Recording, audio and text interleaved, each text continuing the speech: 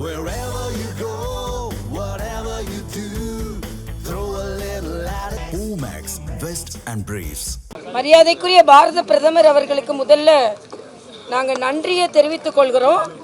இந்த ஜிஎஸ்டி சீரமைப்பினால் ஏறக்குறைய ஒரு குடும்பத்துக்கு, நடுத்தர குடும்பத்துக்கு வருஷத்திற்கு 50,000 ரூபாய் சேமிக்க முடியும். அதே மாதிரி ஒரு மாசத்திற்கு 5,000 சேமிக்க முடியும். ஆக அதனால தான் மரியாதைக்குரிய பாரத பிரதமர் இந்த ஜிஎஸ்டி குறைப்பை சேமிப்பு திருவிழா என்று குறிப்பிடுகிறார். ஆக ஒரு குடும்பம் சேமிக்க வரும்பொழுது அந்த குடும்பத்தில் குழந்தைகளை படிக்க வைப்பதற்கும், புத்தகங்கள் வாங்குவதற்கும், விழாக்களை கொண்டாடுவதற்கும், பெரியவங்களை பாதுகாப்பாக வச்சுக்கிறதுக்கும், இன்சூரன்ஸ் போடுவதற்கும் எல்லாவற்றிற்குமே இந்த ஜிஎஸ்டி குறைப்பு வாழ்வாதாரத்தை பொருளாதாரம் மூலமாக மேம்படுத்தி இருக்கிறது. ஆனால் நமக்குள்ள என்னன்னா, இதில் ஜிஎஸ்டி குறைப்பில் பால் முகவர்கள், தயாரிப்பாளர்கள், விவசாயிகள்லாம் நன்றி சொல்லிட்டாங்க. ஏன்னா எங்களுக்கு 40% அளவிற்கு குறைகிறது என்று. ஆனால் இங்கே இன்னும் ஆவினில் பால் குறைக்கப்படவில்லை. இது நிர்வாக ரீதியாக என்ன என்று சிந்திக்கணும். எனக்கு அதை விசாரிக்க வேண்டும் என்று நான் நினைக்கிறேன். இந்த பால் 30 ரூபாய், இது 20 ரூபா பால். சில இடங்களில் என்கிட்ட சொன்னது 20 ரூபா பாலில் குறைச்சிருக்காங்கன்னு சொன்னாங்க. ஆனால் இங்கே எந்த பாலுமே குறைக்கலன்னு சொல்கிறாங்க. இது 22, இது 20, இது 30. இதில் எல்லாமே குறைக்கப்பட வேண்டும். ஆனால் குறைக்கலை. அது நிர்வாக ரீதியாக என்னன்னு பார்க்கணும். ஏன்னா அவங்க சொல்கிறாங்க ஸ்டாக் இருக்கிறதுனால பழைய விலைன்றாங்க. ஆனால் மருந்து கம்பெனிலேருந்து எல்லாமே ஸ்டாக் இருந்தால் கூட இன்னையிலிருந்து குறைக்கப்படும் அப்படின்னு தான் சொல்லியிருக்காங்க. அதனால் குறைக்கப்பட வேண்டும். மரியாதைக்குரிய பாரத பிரதமர் என்ன சொல்கிறாருன்னா, குறைக்கப்பட்டுகின்ற வரி விதத்தின் பலன் சாமானிய மக்களுக்கு கிடைக்க வேண்டும் அப்படின்றதும் ஒரு முக்கியமான காரணமாக இருக்குது, நடைமுறையாக இருக்குது. அதனால் இன்னைக்கு முதலமைச்சர் அவர்களை நான் கண்டிக்கிறேன். இன்னைக்கு என்ன சொல்லியிருக்கிறாரு, 8 வருஷத்துக்கு முன்னால் ஏன் குறைக்கலை அப்படின்னு. நிர்வாக ரீதியாக நிதியமைச்சரும் சரி, பொருளாதார வல்லுநர்களும் சரி, இது எதற்கு நாம் ஜிஎஸ்டி போட்டு, அதுவும் புது வரி கிடையாது ஜிஎஸ்டி. நான் பொதுமக்களுக்கு மறுபடியும் சொல்லிக்கிறேன். யாதோ மோடி வந்த உடனே வரி போட்ட மாதிரி இவர்கள் பேசுகிறார்கள். 17 வகையான வரி இருந்தது. ஆக இதுக்கு முன்னால நீங்க 18% வரி கொடுத்ததுக்கு அதுக்கு முன்னாலே நீங்க 17-18% கொடுத்துருப்பீங்க. ஆக ஏதோ அதை வந்து குறைச்சி மக்களுக்கு வசதியா இருக்கணும் 4 ஸ்லாப் கொண்டு வந்தோம், 4 அடுக்கு கொடுக்க வந்தோம். இன்னைக்கு 2 அடுக்கு கொண்டு வந்திருக்கிறோம். ஆக இது மக்களுக்கு மிகுந்த பலனளிக்கதா இருக்குது. அது மட்டுமல்ல, இன்னைக்கு மெடிக்கல் இன்சூரன்ஸ்லாம் பண்ணால் அதுக்கு வரியே கிடையாது. ஆக அப்படிப்பட்ட ஒரு பிரம்மாண்டமான ஒரு திட்டத்தை கொண்டு வரும்பொழுது முதலமைச்சர் அவர்கள், நான் கேட்குறேன், இதுக்கு முன்னால் யூபிஏ கவர்மெண்ட்டில் நீங்கள் தானே இருந்தீங்க? 17 வகையான வரி போட்டது நீங்கள் தானே? அப்போ 17 வகையான வரி ஏன் குறைக்கல நீங்கள் கேட்டீங்களா? அதே மாதிரி இன்னைக்கு 8 ஆண்டுகளுக்கு பின்னால்னா பொருளாதார வல்லுநர்கள் சொல்கிறாங்க, இன்னைக்கு பார்த்தீங்கன்னா வரி செலுத்துபவர்கள் அதிகமாகி இருக்கிறார்கள். இதற்கு முன்னால் ஜிஎஸ்டி வரி விதிப்புக்கு உள்ள 65 லட்சம் பேர் தான் இருந்தாங்க. இன்னைக்கு 1.5 கோடி பேர் வந்திருக்கிறாங்க. அதனால அரசாங்கத்திற்கு வருமானம் 7 லட்சம் கோடியிலிருந்து 22 லட்சம் கோடியா வந்திருக்கு. 22 லட்சம் கோடி யாருக்கு போகுது? மக்களுக்கு தேவைப்படுகின்ற வளர்ச்சிக்காகத்தான் போகுது. அதனால இது ஏதோ சுருட்டி வச்சிருந்த மாதிரியும் அதை பிழிஞ்சு வச்ச மாதிரியும் வெங்கடேசன் போன்றவர்களாம் மிக தவறான ட்வீட்டுகளை போடுகிறார்கள்.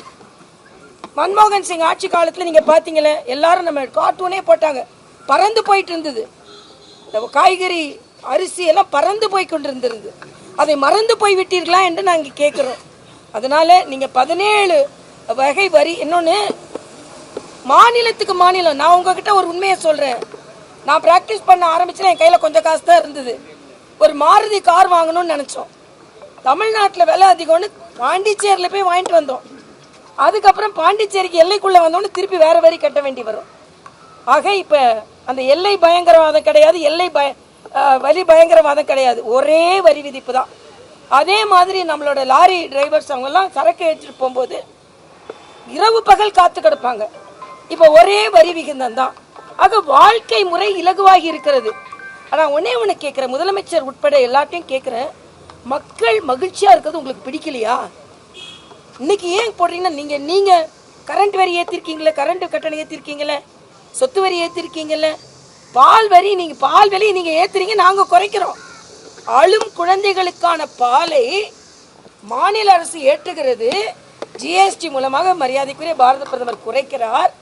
அதனால தான் ஏன் இது நடைமுறைக்கு வரல, இதில் நிர்வாக பிரச்சனை இருக்குதா என்பதை அவர்கள் தெளிவுபடுத்த வேண்டும். அது மட்டுமல்ல, நெய் மட்டும் இல்லை, எல்லா பொருட்களோட விலையும் குறைய வேண்டும். அதனால இன்றைய காலகட்டத்தில் மரியாதைக்குரிய பாரத பிரதமருக்கு நன்றி சொல்லுவோம். எல்லோருக்கும் நாம் அந்த நெய் உங்களுக்கெல்லாம் இந்த குறைந்த விலை நெய்யை இங்கே உள்ள பொதுமக்களுக்கு கொடுத்து அவங்க பலகாரத்தை ரொம்ப நல்லா செய்யட்டும்னு தமிழக அரசு டெய்லி ஒரு செயலி, அதாவது இன்னைக்கு ஒரு செயலி நேற்று வெளியிட்டிருக்காங்க. அதுக்கு முன்னால் மாநகராட்சிக்கு ஒரு செயலி. ஆக திமுக அரசு, திராவிட மாடல் அரசு டெய்லி ஒரு செயலியை படுத்துறாங்களே தவிர செயல் தான் இல்லை. செயலி இருக்கு, செயல் இல்லை, செயல்பாடே இல்லை. அதனால இன்றைய காலகட்டத்தில் பாரத பிரதமருக்கு நன்றி சொல்லி ஒவ்வொரு துறையிலும் எவ்வளவுக்கு எவ்வளவு மக்கள் பயனடைகிறார்கள் என்று சொல்வதற்காகத்தான் நாங்கள் இன்னைக்கு வந்தோம். இதை விழாவாக நாங்கள் மக்களோடு சேர்ந்து கொண்டாடி கொண்டிருக்கிறோம், சேவை விழாவாக கொண்டாடி கொண்டிருக்கிறோம். அதனால் இன்னைக்கு மக்களுக்கு நல்லது கிடைப்பதை பொறுத்து கொள்ளாதவர்கள், மக்கள் மகிழ்ச்சியா இருக்கிறவங்களேன்றதை பொறுத்து கொள்ளாதவர்கள், எல்லாவற்றையும் அரசியலாக கூட நினைக்கிறவர்கள் இன்று காழ்ப்புணர்ச்சியோடு பேசுகிறார்கள். இன்னைக்கு முதலமைச்சரின் அந்த ட்வீட்டெல்லாம் மிக வன்மையாக கண்டிக்கத்தக்கது. மேம், ஜிஎஸ்டியோட பல வரிகள் குறைஞ்சிருக்கு. குறிப்பாக மருத்துவ தேவையான மருந்துகளுடைய விலையும் ஜிஎஸ்டியும் குறைஞ்சிருக்கு. ஆனால் மருந்து மற்றும் மருத்துவ உபகரணங்களுக்கான ஜிஎஸ்டியை முழுமையாக குறைக்கணும்னு தமிழ்நாட்டில் இருக்கிற மருத்துவ சங்கங்கள் சொல்றாங்க. நீங்க ஒரு மருத்துவராக எப்படி இல்லை, இது இப்போதான் ஆரம்பமாகி இருக்கிறது. இப்போ முதல்லாம் நீங்க பார்த்தீங்கன்னா போண்டா செய்யறதுக்குள்ள பொருட்களுக்கு வேற வரி, போண்டாக்கு வேற வரி. ஆனால் இப்போ எல்லாம் ஒரே மாதிரி வரியாக ஆக்கியிருக்காங்க. அதே மாதிரி மருத்துவ உபகரணங்கள் நீங்கள் சொல்லி பார்த்தீங்கன்னா முதல்ல வெளிநாட்டிலேருந்து தான் இறக்குமதி செஞ்சுக்கிட்டு இருந்தோம். அபரிதமான வெளிநாட்டுக்கு வரி கொடுத்து நம்ம செய்து கொண்டிருந்தோம். இப்போ பல மருத்துவ உபகரணங்கள் மரியாதைக்குரிய பாரத பிரதமரின் முயற்சியினால் ஆத்ம நிர்பர் பாரத் என்று உள்நாட்டிலேயே தயாரிக்கப்படுகிறது. அதனால் ஏற்கனவே வெளிநாட்டு விலையை கம்பேர் பண்ணும்போது குறைஞ்சு தான் இருக்குது. ஆனாலும் இன்னும் அதிகமாக குறைக்கப்படுவதற்கான முயற்சி மேற்கொள்வார்கள். இப்போ மெடிக்கல் இன்சூரன்ஸுக்கெலாம் வரி இல்லை. ஆக மக்களை பாதுகாப்பதற்கு என்னென்ன முயற்சிகள் மேற்கொள்ளப்படுமோ அது செய்யும். என்டிஏ கூட்டணியில் தமிழ்நாட்டில் பிரிந்து சென்றவர்கள் மீண்டும் ஒன்றிணைந்ததற்கான முயற்சி அண்ணாமலை எடுக்கிறதா சொல்லியிருக்கிறாரு. சமீபத்தில் டிடிவியை சந்தித்தது மாதிரியே ஓபிஎஸ்ஸையும் சந்திக்க போறங்கிறது வெளியிட்டிருக்காரு. இது கட்சியுடைய செயல்பாடாக பார்க்குறீங்களா? அவர் தனிப்பட்ட முறையில் செயல்பாடு இதுக்கு நான் பதில் சொல்ல முடியாது. ஏன்னா அவரவர்களுக்கு என்ற ஒரு வேலை இருக்கிறது. அதனால நான் கட்சி தலைவர் இல்லை. எங்களை பொறுத்த மட்டும் நான் கட்சி என்ன சொல்கிறதோ இன்றைய காலகட்டத்தில் என்னோட பணி இந்த ஒரு வாரமாக நான் எடுத்துக்கொள்கின்ற பணி ஜிஎஸ்டி டூர்.